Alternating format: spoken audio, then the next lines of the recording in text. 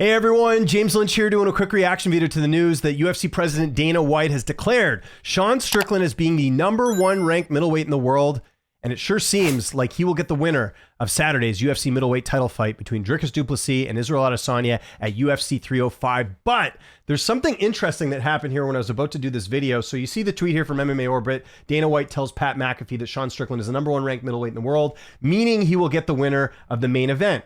Notice the wording here, meaning. It's not saying he's confirmed getting it. Dana White, however, did confirm this with Jim Rome, and that's actually the screen grab I used in this thumbnail. But I actually went to check the video, and it's been deleted. Why is that? That seems kind of weird. Did the UFC say something? Did Dana misspeak here?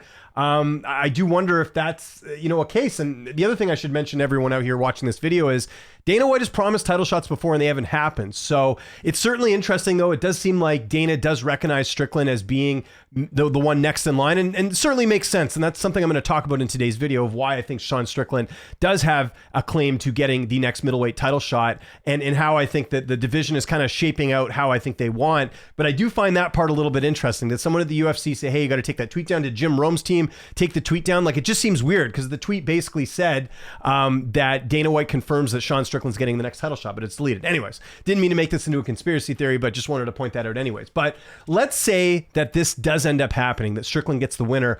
You have to give credit to Strickland because he would have played this out perfectly. What were the other options for Strickland?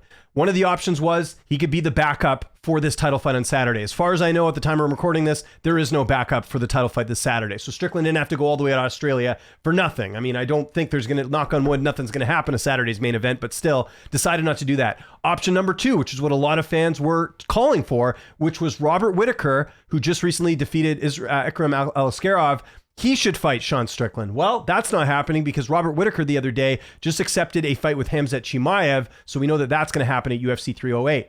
Strickland was very adamant about, look, I'm next in line. I deserve the shot. If he ends up getting this, he has played this perfectly, and people got to give him credit if that ends up happening because he could have taken another fight. He could have, folded to the UFC, but it seems like he has played things right here. So that's, something I want to acknowledge. And honestly, I think this does make the most sense for the middleweight division, and that's what I'm going to talk about here. So first and foremost, Khamzat Chimaev has to fight on UFC 308. I think that's a given. Let's go look at the card right now. That's a card that's going to be taking place in the Middle East. We already know Islam Makhachev is not going to be on that card because there's an injury. So they went with Topuria and Holloway. That's a great fight. Only problem is they're not Muslim. You know that the UFC, when they go to the Middle East, they want to have Muslim fighters on there. Khamzat Chimaev's Muslim. That fits the bill.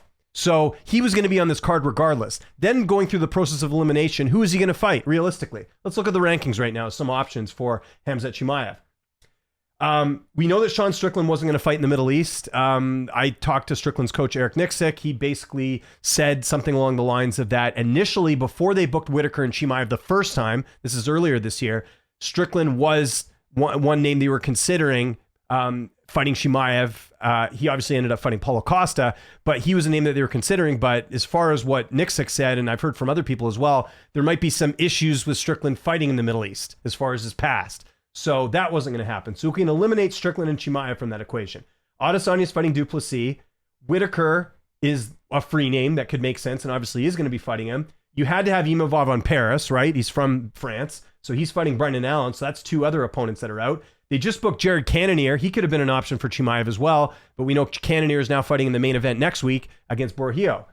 Then you've got Marvin Vettori. Is that really a fight people want to see? Vettori and Chimaev? Not really. Vettori's coming off some losses. He doesn't look so good. And then there's Paulo Costa, which I thought might be a good option. But then thinking about it a bit more, do you want Paulo Costa fighting Khamzat Chimaev when he's had a history of not making it to fights or having issues and contract issues and all that? That's not something you want to bank on. And then you're scrambling to find an opponent like they did the first time these two were supposed to fight. And Kamaru Usman ended up fighting Chimaev as well. And then you've got Jack Hermanson, etc. You don't want someone this far down in the rankings, in my opinion. You want someone notable because the move here is you want to get Chimaev the title shot. So Whitaker makes the most sense. So I think that makes sense for the UFC because had they done Whitaker and Strickland fighting next, who's Chimaev going to fight? There aren't a lot of really good options here.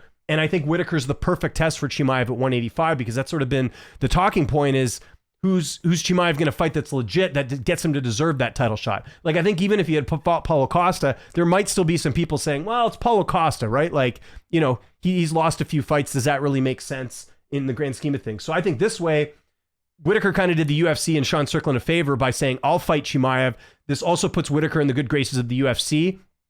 I would not be surprised if they do end up doing Duplessis and Adesanya. Strickland gets the winner, and then the winner of Chimaev and Whitaker ends up fighting the winner of that, Sean Strickland, against the 305 winner, if that all makes sense. I kind of jumbled the words there. I think that's what could make the most sense here, right now anyways. So this might end up working out better for everyone, but again, if this does end up happening, Sean Strickland has definitely played his cards quite well, and the only thing, like I said, is Dana has a history of promising title shots that don't end up happening.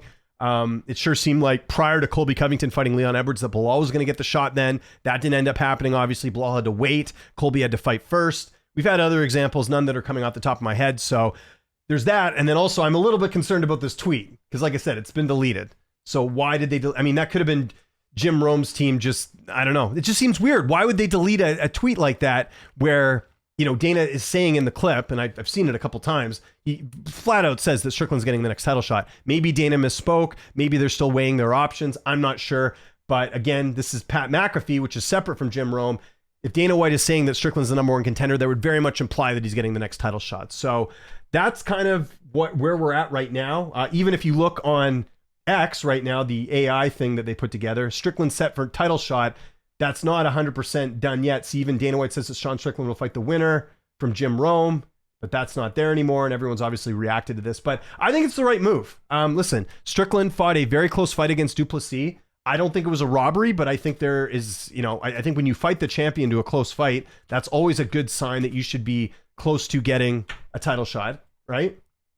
And then Strickland beats Paulo Costa after that. I know Costa's not the greatest opponent, but like I was just kind of downplaying with Chimaev, but at the same time, he won another fight on top of that. I don't know why this isn't loading, but basically, if this website was to load right now, actually, we might even get it here. Let's see if this lines up. I don't know what's going on with my internet. There we go. So if you look at the scorecards, it was split down the middle, right? I thought Duplessis won, but it was close. So Strickland loses his belt in a close fight. Duplessis wins the title. Strickland wins another fight. That's enough to get a title shot. And I know people will say the same thing about, Robert Whitaker. Obviously getting a win against Ikram. I mean, let's look at Whitaker's resume here. No, actually, so Whitaker beats Costa and then he beats Ikram. So the problem is, had he fought Chimaev and won, there'd be maybe a stronger case. Ikram's not ranked. That's the only problem. It's not his fault, but that's why I think Strickland has a bit of a stronger case. But I know people like to, again, go through the whole entire resume. I mean, you can make the argument that Whitaker's a former champion, therefore that holds more weight. It was a longer reigning champion than Strickland. That would hold more weight about him getting the title shot. But listen, Whitaker stepped up. He's fighting Chimaev. That's where we're at now. Strickland's without an opponent. I think this makes a lot of sense, and I hope the UFC, I hope Dana White's right about this. I hope this follow throughs. I hope this deleted tweet doesn't mean it's not happening, because I certainly think it makes a lot of sense having Strickland fighting the winner of this fight, and he's got history with both. If Adesanya wins, it's going to be a much bigger fight, because that was let's be honest, that was a pretty embarrassing loss for Israel Adesanya. If Duplessis wins, they had a close fight. Now we'll see who the real winner is. A lot of Strickland fans feel like Strickland did enough to win. Can he make the adjustments and actually win the fight decisively? That's another question. So I got a lot of questions for you guys in the comment section below. Do you think this fight is going to happen next year? Sorry, do you think that Sean Strickland will get the next middleweight title shot? What do you think of the deleted tweet? I thought that's a little odd. Do you think Dana White is, in the strong Strickland camp and wants to see him get that title shot? That's another question. These are all things I want to know. And if it's not Strickland next for the title, do you think it should just be Whitaker and Chimaev and Strickland has to fight someone else? Here's the thing. If you don't think Strickland deserves the next title shot, who does he fight? Because everyone right now is booked up. I mean, I suppose you could do the loser of this Saturday's fight, but there's not really any other options here. So, kind of looking at this, I just don't see who else Strickland fights. I personally am going to say that he should get the next title shot. And I think Dana White, hopefully he's right about this. Follow me on Twitter, TikTok, Instagram, @LynchOnSports. My name is James Lynch. Thank you so much for watching, and I'll see you next time.